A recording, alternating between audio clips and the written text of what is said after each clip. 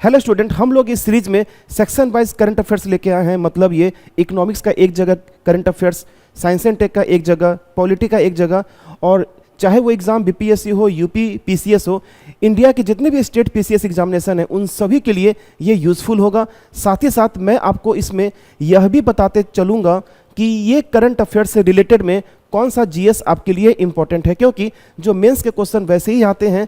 जब current affairs based question होगा तो आपको इसमें कौन सा स्टैटिक पोर्शन ढूंढना होगा जिससे आपके वो आंसर राइटिंग अच्छे हो जाएंगे। तो चलिए हम लोग स्टार्ट करते हैं अपने इकोनॉमिक्स के करंट अफेयर्स में। तो जो फर्स्ट करंट अफेयर्स में इकोनॉमिक्स का है वो है cyber fraud related to Aadhaar enabled payment system. देखिए, आधार इनेबल्ड पेमेंट सिस्टम में आपके लिए जो इंपॉर्टेंट है, जो समझना है स्टैटिक पोर्शन, वो है आपका फिनटेक। तो फिनटेक किसे कहते हैं? कोई भी अगर आप फाइनेंशियल ट्रांजैक्शन कर रहे हो, आप किसी को पेमेंट कर रहे हो, किसी से पेमेंट ले रहे हो, ठीक है, इसमें यदि हम टेक्नोलॉजी का इस्तेमाल करते हैं तो वह कहलाता है फिनटेक, फाइनेंशियल प्लस टेक्नोलॉजी। जैसे कि यूपीआई, तो यूपीआई के माध्यम से आप किसी को पेमेंट करते हो, किसी से पेमेंट लेते हो। इसका मतलब ये पेमेंट करना एक फाइनेंशियल ट्रांजैक्शन है, लेकिन यूपीआई की मदद से इंस्टेंटली भेज देना ये टेक्नोलॉजी का कमाल है। तो यूपीआई इज ए फिनटेक। तो आधार इनेबल्ड पेमेंट सिस्टम क्या है? एक फिनटेक है। तो ये फिनटेक आपको समझना होगा। तो एक्चुअल में करंट अफेयर्स है क्या? वो है कि बहुत सारे साइबर फ्रॉड हो रहे हैं, आपके आधार से रिलेटेड हैं।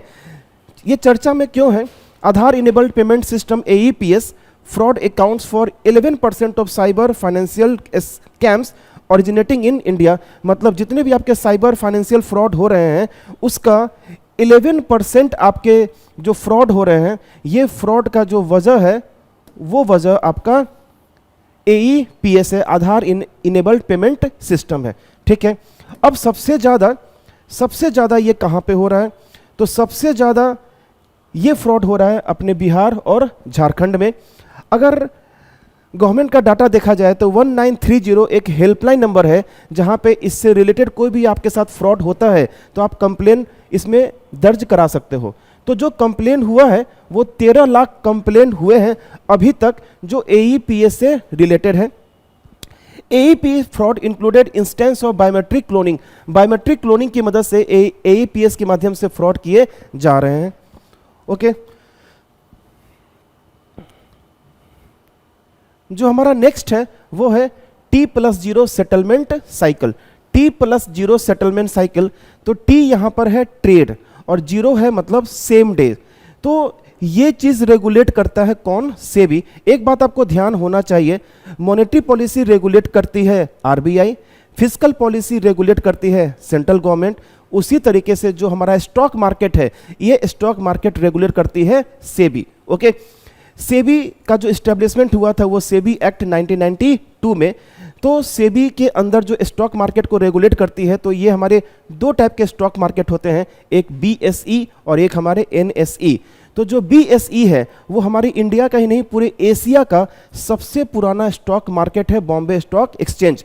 ओके, तो बॉम्बे स्टॉक एक्सचेंज का जो इस्टेब्लिशमेंट हुआ था 1875, जबकि सेबी का जो इस्टेब्लिशमेंट हुआ था वो 1992 में। तो आपके दिमाग में एक क्वेश्चन जरूर आएगा कि सेबी का इस्टेब्लिशमेंट जब 1992 में हुआ तो फिर 1875 से, मतलब 1875 से लेके 1992 तक आखिर स्टॉक मार्केट को रेगुलेट कौन कर रहा था? तो इसके लिए था controller of credit issue, CCI। CCI एक बॉडी है जो 1992 मतलब सेबी के एस्टेब्लिशमेंट से पहले BSE को रेगुलेट करती थी। उसके बाद हमारा आया NSE। तो हमारे दो स्टॉक एक्सचेंज है, BSE और NSE। Static point of view से BSE में आपको चीज़ याद रखना है, स्टेट PCS के पॉइंट ऑफ व्यू से BSE जिस इंडेक्स का इस्तेमाल करती है वो है सेंसेक्स। NSE जिस इंडेक्स का इस्तेमाल करती है वो है निफ्टी। निफ्टी में टोटल टॉप क्लास के 50 कंपनीज हैं, जबकि सेंसेक्स में आपके इंडिया के टॉप 30 कंपनी लिस्टेड हैं। तो ये रहा थोड़ा सा जानकारी सेबी के बारे में, BSE के बारे में और NSE के बारे में। नाउ जो करंट अफेयर्स है वो T+0 सेटलमेंट क्या है? T+0 सेटलमेंट पहले क्या था? पहले T+1 और T+2 था। मतलब ये कि जो आप जिस दिन ट्रेड करेंगे उसके एक दिन या उसके 2 दिन T+1 मतलब एक दिन, T+2 मतलब 2 दिन के बाद आपका सेटलमेंट होगा, पेमेंट का सेटलमेंट होगा।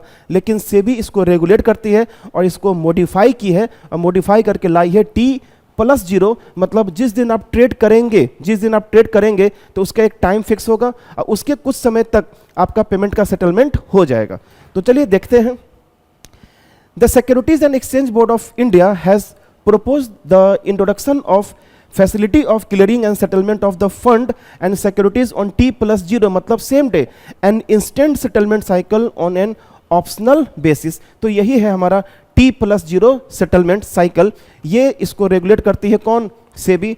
आपके लिए क्या क्या इंपॉर्टेंट है सेबी जानना, आपके लिए इंपॉर्टेंट है फाइनेंशियल मार्केट सिक्योरिटीज। आपको ये जानना होगा कि किस प्रकार के फाइनेंशियल सिक्योरिटीज होते हैं, जैसे कि bond, treasury bill, debentures, derivatives, ये सब। स्टॉक एक्सचेंज में आपको बीएसई के बारे में और एनईसी के बारे में समझना होगा। तो सीधा क्वेश्चन वहां से उठ के आ जाएंगे। तो ये आपके स्टैटिक पोर्शन रहे जो इस करंट अफेयर से रिलेटेड है। ओके, करंट सेटलमेंट साइकिल जो T+0 से पहले सेबी किस प्रकार के सेटलमेंट साइकिल का यूज करता था, तो वो मैं ऑलरेडी आपको बता चुका हूं। पहले हमारा T+1, T+2, T+3 बहुत सारे हमारे सेटलमेंट साइकिल थे, लेकिन इस चीज़ को सेबी इन्हेंस किया है, मॉडिफाई किया है और लाया है T+0। ट्रेड करेंगे उसी दिन आपके सेटलमेंट भी होंगे। ओके, ये जितने भी जो मैं करंट अफेयर्स बनाया हूं ये आपको टेलीग्राम चैनल पे सब जगह आपको अवेलेबल होगा। आप कमेंट सेक्शन करेंगे, कमेंट्स सेक्शन में कमेंट्स कीजिएगा। आपको जो जो मिलना होगा, जो जो चाहिए होगा, किसी भी टाइप का आपको डाउट हो, लगता है कि कोई टॉपिक इससे रिलेटेड आपको समझाना हो, तो ये सारे कुछ मैं आपको बताऊंगा। नेक्स्ट है जो थर्ड आपका करंट अफेयर्स है इकोनॉमिक्स में, Indian stock market becomes 4th largest globally. मतलब ये कि हमारे इंडिया का जो स्टॉक मार्केट है, वो स्टॉक मार्केट का पूरे विश्व भर में जो हमारा स्थान हो गया है वो चौथा हो गया है। 4th हमारा पोजीशन आ चुका है स्टॉक मार्केट में। तो 4th position in which sense? Transaction. कौन से? ट्रांजैक्शन। शेयर मार्केट में शेयर का ट्रेड हो रहा है, सेलिंग एंड परचेजिंग जो हो रहा है, उस मामले में हमारा जो स्टॉक एक्सचेंज है, हमारा जो स्टॉक मार्केट है, ये पूरे ग्लोबली 4th पोजीशन पे आ चुका है। Indian stock market has surpassed Hong Kong. मतलब ये कि चौथे पोजीशन पे कौन था? हांगकांग था, और हांगकांग को पीछे छोड़ते हुए हमारा देश चौथे पोजीशन पे आ चुका है। तो आपके लिए यह जानना जरूरी है कि अगर हम लोग चौथे पोजीशन पे है तो आखिर फर्स्ट, सेकेंड, थर्ड पोजीशन पे कौन है। तो अगर मैं बात करूं फर्स्ट, सेकेंड और थर्ड पोजीशन के बारे में, तो अमेरिका, चीन और जापान। अमेरिका नंबर 1 पे है, चीन सेकेंड पोजीशन पे, जापान आपके थर्ड पोजीशन पे है, और जापान के बाद हमारा पोजीशन आ चुका है। ओके, पहले क्या था? हांगकांग का जो नेट फाइनेंशियल ट्रांजैक्शन था वो 4.29 ट्रिलियन यूएस डॉलर था। इसको पीछे करते हुए इंडिया ने पीछा किया और ट्रांजैक्शन हुआ कितना? 4.33 ट्रिलियन यूएस डॉलर में। जितने भी फाइनेंशियल ट्रांजैक्शन होते हैं ये सारे के सारे यूएस डॉलर में ही होते हैं। Third, GI tag. थर्ड है, नेक्स्ट है आपका जीआई टैग। जो जीआई टैग है ये आने वाले एग्जाम के लिए बहुत इंपॉर्टेंट हो चुका है। कई बार क्वेश्चन आपके पूछे जा चुके हैं जीआई टैग से, तो हम लोग देखते हैं। ज्योग्राफिकल इंडिकेशन टैग, ये टैग क्या है? कई जगह ऐसा होता है कि हमारे, जैसे अगर मैं बात करूं बिहार की, तो मैं बिहार के मुजफ्फरपुर का लीची फेमस है। तो ऐसे ही बहुत जगह के बहुत सारी चीज़ें फेमस होती हैं, तो उनको एक स्पेशल टैग मिलता है, उसको हम लोग बोलते हैं जीआई टैग। उसको एक स्पेशल दर्जा मिलता है, हम लोग बोलते हैं उसको जीआई टैग बोलते हैं। नाउ ये अभी करंट अफेयर्स में क्यों है? क्योंकि रिसेंटली ओवर 17 प्रोडक्ट ऐसे हैं जिनको जीआई टैग मिला है। और ये जो 17 प्रोडक्ट हैं वो किस किस स्टेट से हैं? उड़ीसा से हैं, अरुणाचल प्रदेश से हैं, वेस्ट बंगाल से हैं और J&K, जम्मू एंड कश्मीर से। इन चारों स्टेट को मिला के 17 न्यू प्रोडक्ट हैं जिनको जीआई टैग मिला है। तो आइए हम लोग देखते हैं 1 by 1 किन किन प्रोडक्ट को जीआई टैग मिला है। तो मैं इस पीडीएफ में आपके पास सब कुछ रखा हूं, ये सारे पीडीएफ्स आपको अवेलेबल हो जाएंगे। आपको किसी भी टाइप का डाउट हो तो आप कमेंट सेक्शन पे लिखेंगे, आपको ये अवेलेबल हो जाएगा। अगर मैं बात करूं उड़ीसा की, तो उड़ीसा में लंजिया सौरा पेंटिंग है, ये लंजिया सौरा पेंटिंग है जिनको जीआई टैग मिला है। ये किसका है? उड़ीसा का है, तो उड़ीसा में और भी मिला है। दूसरा है डोंगरिया क्रोंद शॉल। डोंगरिया क्रोंद शॉल, ये शॉल है, उड़ीसा का एक शॉल है जिसको जीआई टैग मिला है। खजोरी गुड्डा डेट पाम जैगरी, ये उड़ीसा का प्रोडक्ट है जिसको जीआई टैग मिला है। ठीक है। ढेनकनाल मंजी, इसको मिला है, आपको जीआई टैग मिला है। इसको ही बोलते हैं खजूर का गुड़, ये जो है आपका खजूर का गुड़। नेक्स्ट है सिंपलीपाल काई चटनी। सिंपलीपाल काई चटनी को जीआई टैग मिला है, ये भी उड़ीसा का ही है। कोरापुट कालाजीरा राइस, ये उड़ीसा का है जिसको जीआई टैग मिला है। न्यागर कैंटिनमुंडी, ये भी आपको जीआई टैग मिला है, उड़ीसा का ही है जिसको जीआई टैग मिला है। अब चलिए नेक्स्ट है अरुणाचल प्रदेश। अरुणाचल प्रदेश में वेंचो वुडन क्राफ्ट, इसको जीआई टैग मिला है। हैंडमेड कारपेट, अरुणाचल प्रदेश का ही हैंडमेड कारपेट है जिसको जीआई टैग मिला है।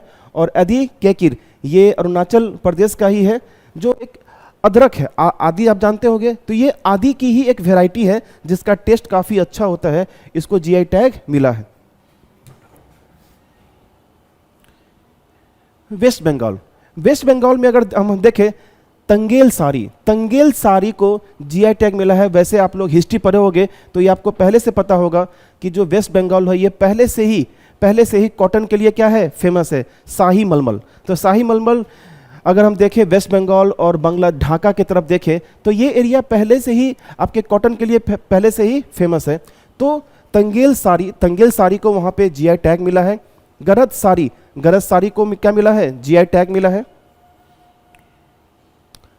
कोरियल साड़ी को जीआई टैग मिला है। और केलोनुनिया चावल को जीआई टैग मिला है।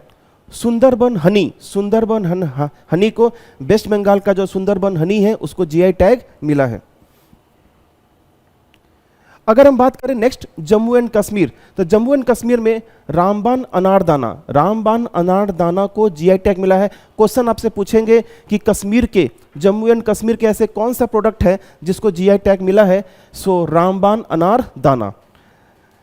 नेक्स्ट है हमारा गुजरात में किसको किसको जीआई टैग मिला है, तो गुजरात में जीआई टैग मिला है कच्ची खरेक को आपको जीआई टैग मिला है। तो ये रहा मेरे आज के सेशन का करंट अफेयर्स। यदि आपको इसमें किसी भी टाइप का डाउट हो तो आप कमेंट सेक्शन में लिखें। यदि आपका कोई क्वेरी है तो आप कमेंट सेक्शन में लिखेंगे। इस करंट अफेयर से रिलेटेड कोई स्टैटिक पोर्शन है जीएस का इकोनॉमिक्स में तो आप कमेंट सेक्शन पर लिख सकते हैं, वो उसका मैं अलग से सीरीज बना दूंगा, आपके कंसेप्ट में सारे क्लियर कर दूंगा। Okay, thank you.